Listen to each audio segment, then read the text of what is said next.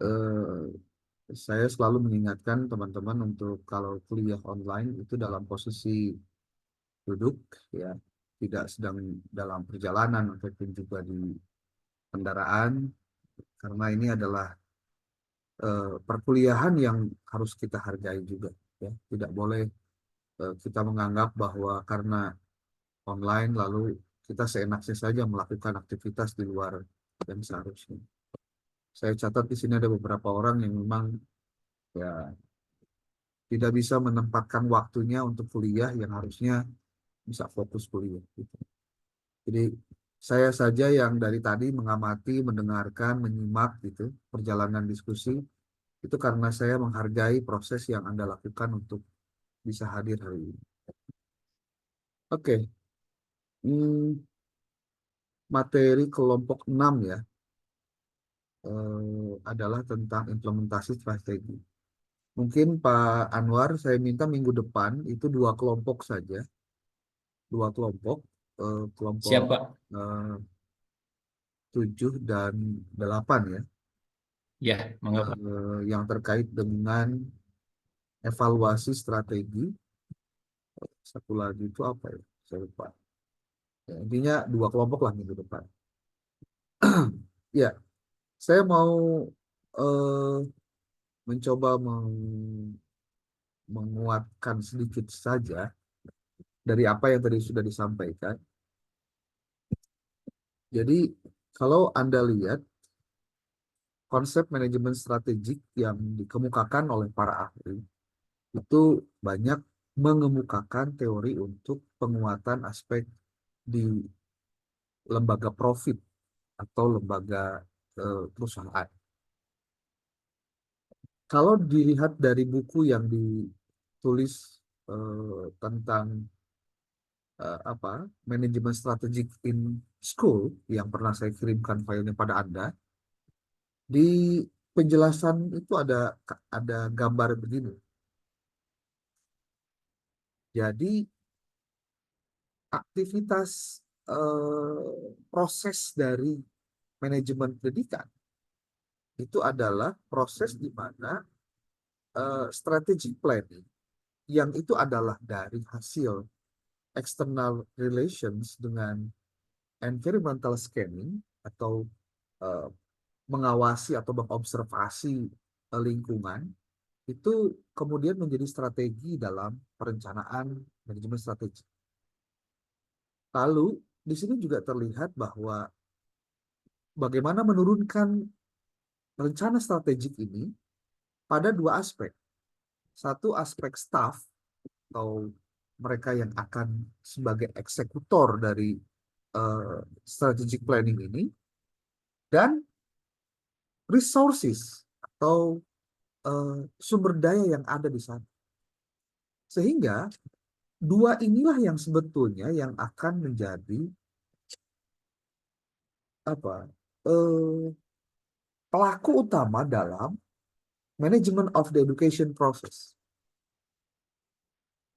Karena kalau yang lain-lainnya kan itu benda mati atau sebut saja tidak bisa digerakkan kecuali yang menggerakkannya adalah manusia. Dari situ kemudian masuk ke penjelasan tentang evaluation of outcomes dengan revisions of plan. Ketika mengimplementasikan sebuah manajemen strategi, hakikatnya yang diolah itu kalau dalam dunia pendidikan itu adalah siswa. Kalau di perguruan tinggi itu adalah mahasiswa. Yang diolah ya, yang diolah. Jadi kalau di perguruan tinggi atau di lembaga pendidikan itu siswa menjadi input, proses, dan output termasuk outcome dari perjalanan manajemen strategik, maka di dalam apa kalau kalau di perguruan kalau di perusahaan profit, organizational profitable, itu yang terjadi adalah masuk berupa barang, diolah menjadi barang, keluar menjadi barang lagi. Jadi produknya produk barang. Dua hal ini berbeda. Makanya nanti kita lihat ada 5 fase dalam evolusi pembuatan strategi yang saya kutip dari Colin White di Strategic Management di halaman 572. Anda bisa lihat di sini, tahapan pertama itu adalah meet the budget. Jadi kalau ngomongin masalah eh, bagaimana strategi membuat strategi itu ya harus ketemu dulu budgetnya berapa. Makanya kalau Anda ngomongin perencanaan, itu kalau nggak ngomongin uang, itu kan ngaco itu. Maka kalau ditanya seberapa besar keberpihakan lembaga terhadap sebuah program, lihatlah seberapa besar anggaran yang ada pada mata anggaran itu. Jadi kalau misal anggarannya kecil, budgetnya kecil, sementara programnya banyak, berarti itu apa ya? Disebut ngimpi enggak ya, tapi terlalu mengada-ngada. Meet the budgetnya. Karena apa? Anda lihat di sini, tight financial control, kuatnya pengawasan terhadap finansial. Itu kalau di perusahaan yang terkait dengan apa produksi, ya produksi, maka berapapun yang keluar itu harus dihitung menjadi sebuah modal. Dan ketika bicara modal, maka nanti harus ada bicara keuntungan. Maka selisih dari keuntungan dikurangi modal, apa? Sorry, eh, apa sih neto? Ada neto, ada bruto ya. Kalau bruto kemudian hal yang kotor dikurangi dengan yang bersih, nanti ada keuntungan. Selisih itulah yang kemudian menjadi keuntungan. Dari mana dia? Kalau mereka mendapatkan keuntungan dari mana? Ketika barang yang dijual banyak, laku, sehingga ketika produksi keluar, barang keluar, ada produksi yang keluar maksudnya, maka ketika dapat keuntungan itu selisih dari produksi dikurangi keuntungan dikurangi produksi. Nah, sekarang kalau berbicara di pendidikan, bagaimana mengukur implementasi itu sukses atau tidak? Nah, itu nanti ada pada evaluasi. Tapi kita masuk dulu ke hal ini. Meet the budget. Lalu yang kedua, forecast the future. Forecast the future itu artinya meramalkan masa depan. Berarti memang ada sesuatu yang diinginkan dicapai. Nah, di sini disebutkan more effective forward thinking. Jadi lebih efektif melalui pemikiran. Maka yang dibentuk adalah bagaimana membangun skenario-nya, sensitivity or contingency analysis, jadi analisis kontingensi dengan sensitivitas, kemudian forecast of key variables in future years, meramalkan variabel-variabel kunci untuk tahun-tahun di masa yang akan datang. Ini yang disebut dengan strategic allocations of resources. Ini baru forecast the future, belum implementation, belum. Tahap ketiga, baru think strategically, baru berpikir strategik. Jadi, baru meramalkan, berpikir strategik, baru act strategically. Nah, di sini baru implementasi dilakukan. Bapak Ibu, selama ini di dunia pendidikan, kalau saya boleh sedikit kritik ya, walaupun mungkin ini bisa debatable, apalagi di lembaga pendidikan Islam yang kita harus akui bahwa masih terlalu dini mengatakan bahwa mereka sudah banyak menggunakan analisis-analisis yang modern untuk melihat bagaimana sebuah manajemen strategik itu dilakukan di lembaga pendidikan. Ini menjadi tantangan tersendiri buat kita. Termasuk kalau boleh saya sebut adalah kalau di perguruan tinggi keagamaan Islam. Untungnya perguruan tinggi keagamaan Islam itu ada yang negerinya, yang support dana pemerintahnya ada, walaupun sekarang juga sedang ada upaya untuk sedikit banyaknya pemerintah tidak terlibat dalam persoalan keuangan, yaitu dengan memblu-kan lembaga pendidikan tinggi sehingga mereka dituntut untuk bisa mencari sendiri dan hidup sendiri dengan uang yang dimiliki. Maka ketika kemudian perguruan tinggi dari level BLU menjadi BHMN contohnya, Badan usaha milik negara, apa yang terjadi? UKT naik. Itu. Nah, ketika ditanya kenapa UKT naik, berarti pemerintah tidak peduli dengan pendidikan tinggi atau karena apa dan lain-lainnya. UKT naik itu, kalau saya boleh sebut, adalah konsekuensi logis ketika lembaga pendidikan tinggi itu dibebaskan untuk dia mencari sendiri apa yang harusnya dia bisa bersurvive.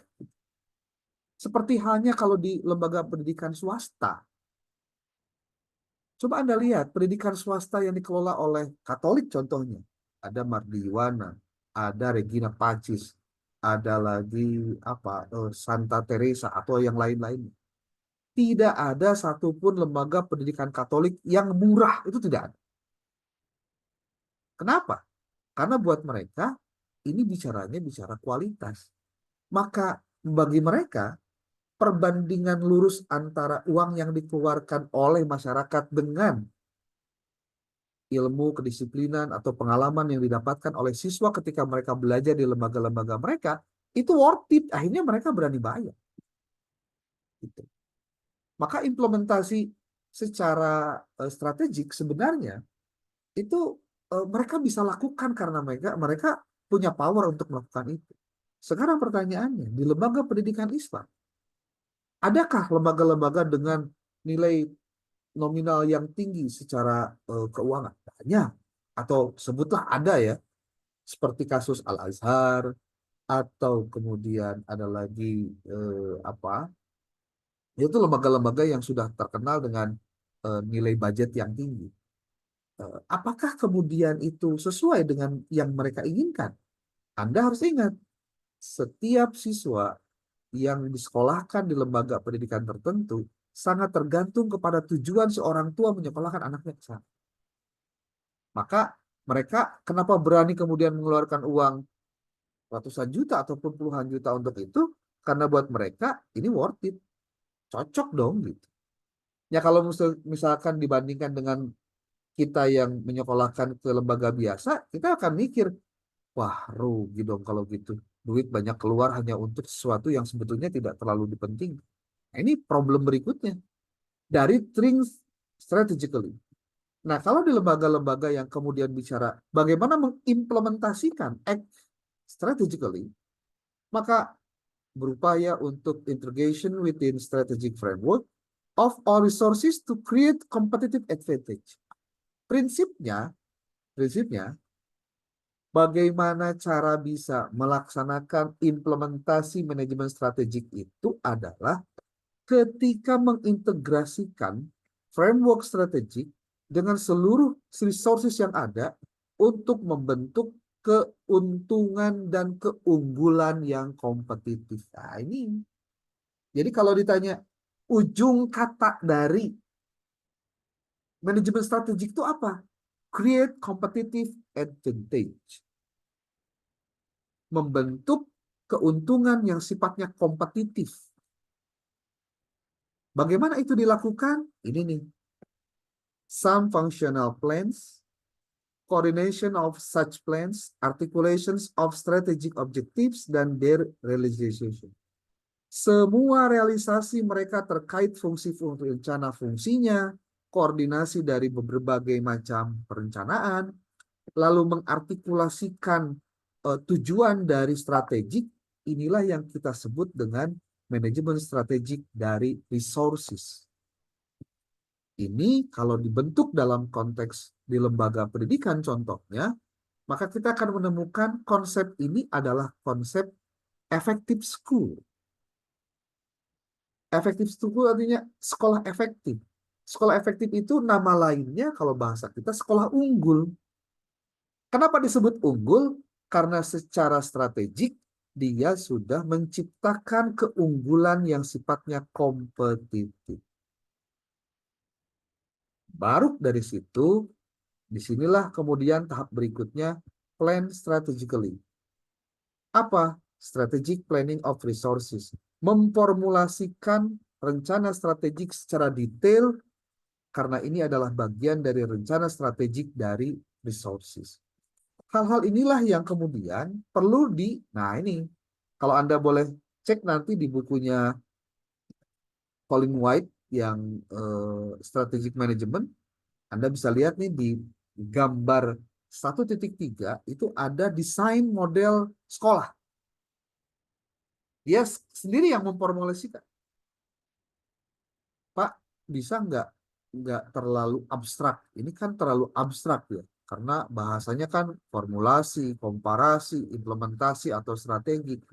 Ya, memang sifatnya abstrak. Tapi yakinlah bahwa karena mungkin kita jarang berpikir yang abstrak, maka kita tidak bisa melaksanakan strategi yang benar. Karena apa?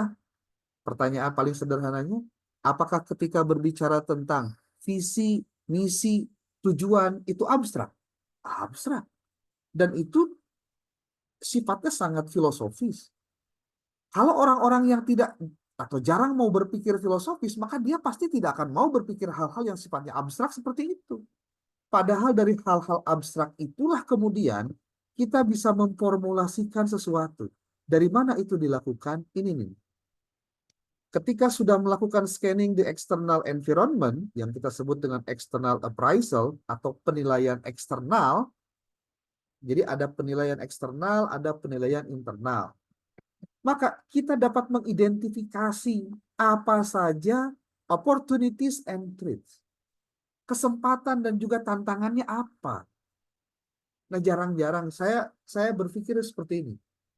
Jangan-jangan kenapa kemudian lembaga pendidikan kita, terutama di lembaga pendidikan yang dikelola oleh lembaga yayasan, karena dia posisinya paling banyak. Hampir 90% dari jumlah total populasi madrasah yang ada, atau lembaga pendidikan yang ada. Dibanding dengan kalau sekolah swasta.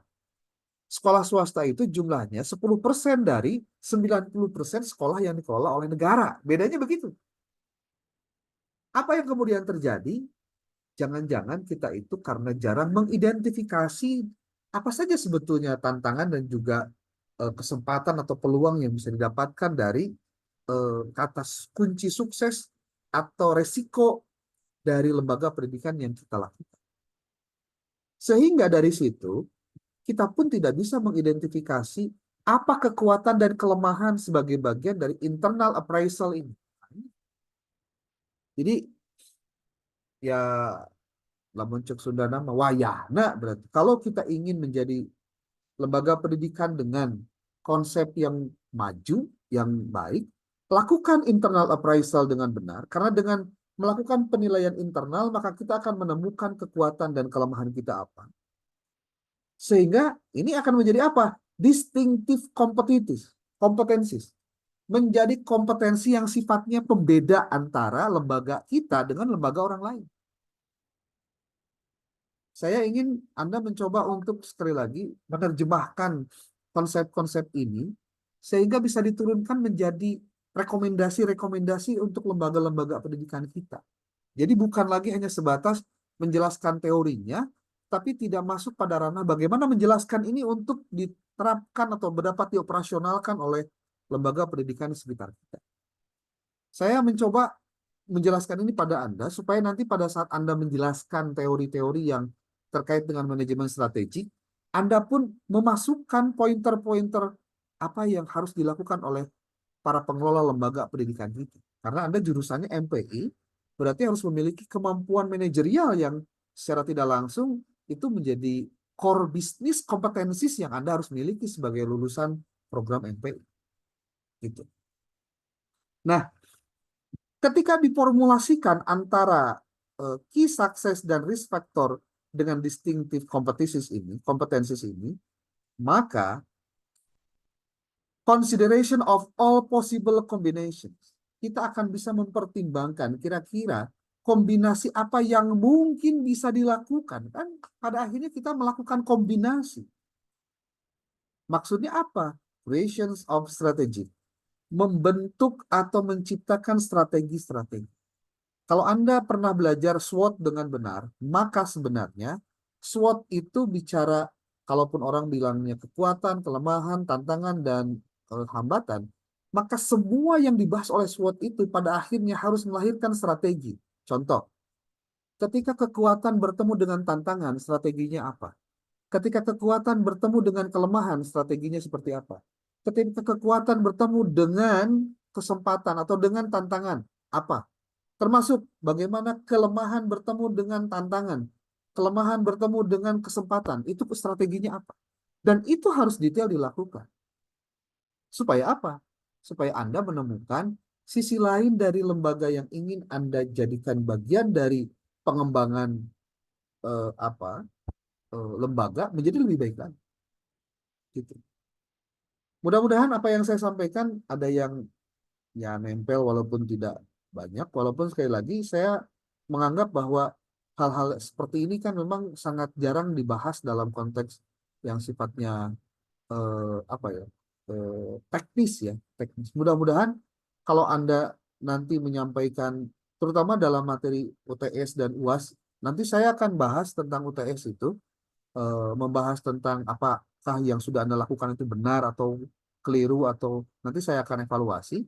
Lalu yang kedua, terkait dengan UAS, saya mungkin dari sekarang saya ingatkan pada Anda karena kita pertemuan hanya 5 kali lagi, maka pastikan untuk UAS ini Anda bisa dengan data yang kemarin Anda miliki terkait dengan IASP, tinjauannya tinjauan manajemen strategi. Tinjauan mau yang mana saja terserah. Mau formulasinya, mau komparasinya, mau perencanaannya, mau strategik dari implementasinya, atau yang lainnya terserah. Yang penting Anda menganalisis apa yang sudah terjadi di lokasi penelitian itu dalam kacamata manajemen strategi. Jadi saya ingin mengajak Anda mencoba untuk membawa data di lapangan yang Anda dapatkan untuk dianalisis dengan manajemen strategi. Kita harus jujur mengatakan kalau ternyata temuan kita mengatakan setelah dianalisis dengan manajemen strategi lembaga yang diteliti oleh Anda itu masih jauh dari harapan. Anda buktikan apa secara akademik kekurangannya apa saja.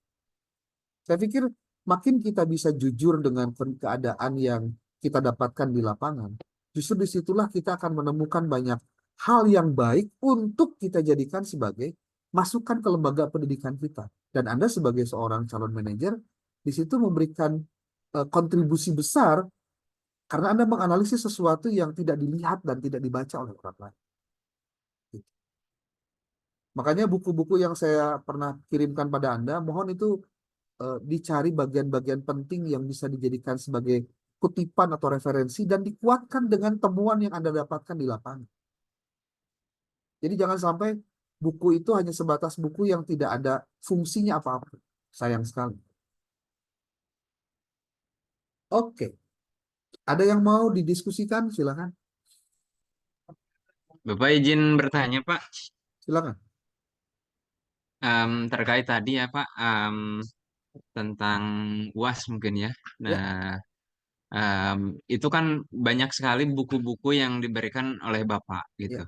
Dan tentunya banyak sekali juga teori-teori yang dikemukakan oleh para ahli ini. Nah, yang saya tahu tentang teori ini, teori itu kan berfungsi supaya kita mempunyai kesesuaian dalam tindakan gitu. Atau kalaupun misalkan ada penyimpangan, itu tidak terlalu jauh dari sesuatu hal yang benar itu berdasarkan teori yang ada gitu. Nah, yang menjadi parameter untuk manajemen strategik, Pak, indikator-indikatornya begitu ya, yang memang dikatakan sesuai nih dengan tujuan manajemen strategik tentang apa yang menjadi tugas UAS kita. Nah, korelasi dengan teorinya itu mungkin teori yang mana, Pak? Yang mungkin pas untuk kita gunakan mungkin nanti begitu. Pertama, sudah belum? Sudah, Pak. Oke. Pertama, Anda silakan untuk mengkaji buku ini yang memang khusus bicara tentang lembaga pendidikan. Strategic Management for School Development. Saya pikir ini buku yang eh, ya karena langsung bicara tentang manajemen strategik di lembaga pendidikan, saya pikir ini perlu dijadikan referensi utama. Oke. Ini yang terkait dengan manajemen eh, pengembangan sekolah. Nah, adapun yang lainnya, seperti tadi saya bicara tentang ada nih, sorry. Ada buku yang kedua, Colin White yang tadi saya sampaikan pada Anda, Ini juga buku yang menurut saya juga bisa dipakai untuk Anda jadikan sebagai referensi. Yang lain-lainnya, saya pastikan Anda bebas saja untuk memilih mana yang menurut Anda itu cocok. Saya tidak ingin membatasi dulu. Tetapi kalau khusus untuk yang ini, tolong dijadikan sebagai rujukan. Karena di sini bagian dari school development. Saya ingin mengatakan begini pada Anda. Pada akhirnya, jika, tolong di-highlight di bahasanya, jika pada akhirnya Anda, pada riset Anda menemukan hal-hal yang berbeda dengan teori yang dikemukakan oleh para ahli, bolehkah Anda mengemukakan perbedaan itu? Saya bilang, boleh. Dan itulah yang seharusnya dilakukan. Karena apa? Coba Anda lihat begini. Ini analisis sederhana saja. Kalau Barat bikin sekolah, background-nya itu tidak sama dengan orang kita di madrasah bikin sekolah. Jadi kalau ditanya, apa yang menjadi lemah dari sisi lembaga pendidikan yang dikelola oleh umat Islam rata-ratanya? Karena mereka punya semangat tinggi, tapi tidak punya mutu yang tinggi. Tidak punya uang yang besar, tidak punya konsep yang bagus juga untuk dikembangkan. Itu kekurangan, iya. Tapi kelebihannya adalah mereka dengan segala keterbatasan masih berani untuk mengatakan bahwa saya ingin menciptakan generasi masa depan yang lebih baik walaupun dengan segala keterbatasan. Bisakah kemudian Anda menjelaskan secara manajemen strategik contohnya semangat untuk mendirikan lembaga karena memiliki semangat dalam hal agama, di satu sisi yang lain itu ada bentuk konsep manajemen strategik yang memang harus juga dikemukakan. Saya pikir di sini akan menjadi sesuatu yang kontradiktif gitu, kontradiktif banget. So, coba Anda bayangin, ada lembaga pendidikan dengan segala keterbatasan sarana prasarana, uang, termasuk mungkin SPP dari siswa, dan mereka bertahan dengan guru yang mungkin dari sisi salary tidak sesuai dengan UMR itu sendiri. Tapi mereka tetap mau bertahan loh, tetap mau bertahan. Jangan ngomong dulu ini kualitasnya bagus atau tidak. Mereka bisa bertahan saja itu sudah luar biasa. Karena saya yakin kalau misal orang Barat disuguhi adanya lembaga pendidikan Islam seperti hanya di Indonesia, mereka pasti tepok jidat. Ada ya orang gila yang mau mendirikan lembaga walaupun nggak ada untungnya, kan gitu. Coba pikir baik-baik. Ini kan eh, ada dua hal yang menurut saya berbeda satu sisi yang memang harus harus ditanya. Tapi saya ingin mengatakan begini, lembaga pendidikan Islam itu punya keunikan, tapi memang punya kelemahan. Itu harus diakui. Jadi jangan sampai kita terjebak dengan bahwa yang barat pasti selalu bagus. Enggak juga. Coba deh lihat dulu realitasnya. Untuk bagaimana manajemen strategik bisa diterapkan di lembaga pendidikan Islam di Indonesia, kayaknya kita perlu loh kearifan lokal tertentu untuk bisa menerjemahkan itu. Nah itu maksud saya kearifan lokal itulah yang seharusnya dicari dan didapatkan. Itu maksud saya. Terutama di lembaga-lembaga yang selama ini mungkin yang Anda teliti. Saya itu aneh lembaga ini tuh. Ini padahal guru-gurunya juga biasa-biasa, lulusan cuma S1, nggak S2. Tapi kok begini ya gitu. Coba coba dijawab gitu dengan pendekatan modern. Kejawab nggak? Kalau nggak kejawab, berarti memang mereka nggak bisa didekati dengan pendekatan modern. Tapi mereka hidup di zaman modern. Terus gimana berhadapan dengan tantangan mereka harus akreditasi, mereka menyesuaikan dengan regulasi-regulasi pemerintah yang begitu begitu cepat berubah. Bukankah ini juga sebagai tantangan tersendiri? Kalau saya dalam melihat lembaga pendidikan Islam itu ya suka ngeri-ngeri sedap gitu, ya ngeri-ngeri sedap. Mereka banyak jumlahnya gitu. Mereka juga banyak menerima siswa dengan berbagai latar belakang. Tapi kita juga harus kritis mengatakan bahwa eh, belum banyak mereka yang berpikir untuk kemajuan. Tapi untuk bertahan mereka sudah siap. Gitu. Kita tidak melihat beberapa kasus yang lain seperti lembaga-lembaga pendidikan yang berharap hidupnya dari mendapatkan dana bos. Kan ada juga begitu. Ya. Kalau mereka nggak dapat dana bos tuh kayaknya nggak hidup. Jadi Pak Kamal, silakan Anda mencari saja mana yang menarik untuk Anda. Saya ingin Anda apa ya, menemukan hal-hal yang unik yang terjadi di lembaga pendidikan dalam perspektif Anda sebagai seorang calon magister manajer manajemen pendidikan Islam ditinjau dari sisi manajemen strategi. Demikian. Mudah-mudahan kita tidak nanti kalau riset-risetnya tidak hanya mengulang, oh ini sudah bagus, sudah manajemen strategi, bosen saya udah tahu yang gituan mah bohong sebenarnya mah. Lebih banyak bohongnya. Saya malah lebih pengen menemukan hal uniknya apa gitu yang terjadi di sana. Sok, Anda pernah nggak kepikiran begini? Kita tuh banyak riset loh, tesis udah ribuan mungkin jutaan, disertasi dan lain-lain. Tapi lembaga pendidikan kita kira-kira kene, ini ada apa ini? Kok riset-riset kita kayaknya nggak punya efek bagus gitu. Jangan-jangan saya curiganya begini, riset kita itu hanya sebatas bagaimana menyenangkan orang yang melihat hasilnya aja. Udah, bahwa hasil risetnya itu tidak membumi terhadap persoalan yang terjadi, itu juga persoalan lain. Gitu. Oke, mudah-mudahan Anda makin puyeng dengan omongan saya seperti ini ya. Oke. Oke, Kang Anwar, kayaknya kita harus batasi waktunya karena ada 5 menit lagi waktu dan kita juga belum pretest. Iya, Pak. Belum post-test. Jadi sekarang Post-test. saya tutup, saya izin keluar minggu depan 2 kelompok. Mudah-mudahan Bapak Ibu bisa Siap, Pak. kondisinya sehat walafiat ya. Terima kasih. Amin. Kalau ada apa-apa, silakan japri saya ataupun Anda silakan nulis di grup. Nanti saya akan komentari untuk hal-hal yang terkait dengan tugas. Terima kasih. Assalamualaikum warahmatullahi wabarakatuh. Waalaikumsalam warahmatullahi wabarakatuh.